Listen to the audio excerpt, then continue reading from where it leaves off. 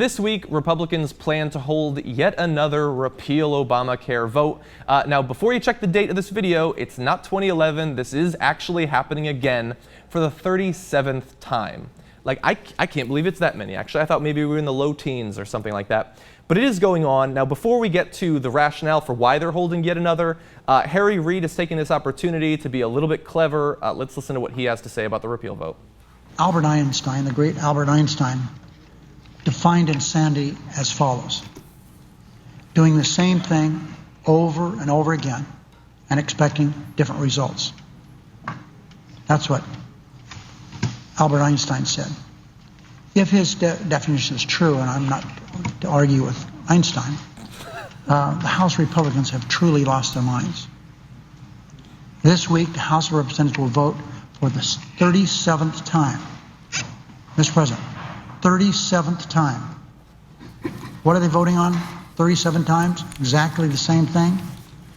They're voting to repeal the landmark constitutional health care reform bill. Mr. President, this political kabuki has tied up the floor of the House of Representatives for weeks and cost the American taxpayers $52.4 million and counting. That is insane, the amount of money they spend to hold these votes. And we're going to talk about another one of the consequences of doing it over and over. But first, why don't we talk about, from a Republican point of view, why hold yet another vote? Here we have a quote from our GOP representative. This is Representative Mick Mulvaney, who I previously hadn't heard of. He says, if you're a freshman in the House, the guys who've been up here the last year, we can go home and say, listen, we voted 36 different times to repeal or replace Obamacare. Tell me what the new guys are supposed to say. We haven't had a repeal or replace vote this year. And what's interesting about that is that it gets into why I think the continuing repeal votes are so interesting. And that's the conflict not between Democrats and Republicans, but between sort of the established leadership of the GOP and the rank and file members who just want another vote. So, like, we've had all of these votes, so we keep doing it.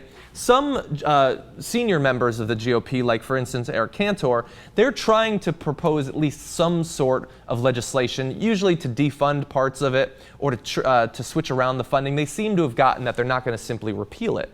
So they're trying to move on, even if they're being somewhat dishonest in the way they do that. But the rank and file members, they don't want to do that. They want to show that they're zealots. You know, they're going to do whatever it takes to take it down so that they can go back to their home district and say that. I think it shows how it's flipped upside down now. The only thought is, how can I get reelected in my insane district that we've created this atmosphere for? It's no longer, like, the thought isn't even crossed their brain that, listen, maybe I should do something for the American people. It's like, no, I didn't get a chance to vote crazy on this bill. I didn't get a chance to say no 37 times. How am I going to run my next election without saying I voted needlessly and spent $52 million on needless votes? How am I going to get reelected if I don't tell people I wasted all of their time and money? It's amazing that that's what they need and openly will say.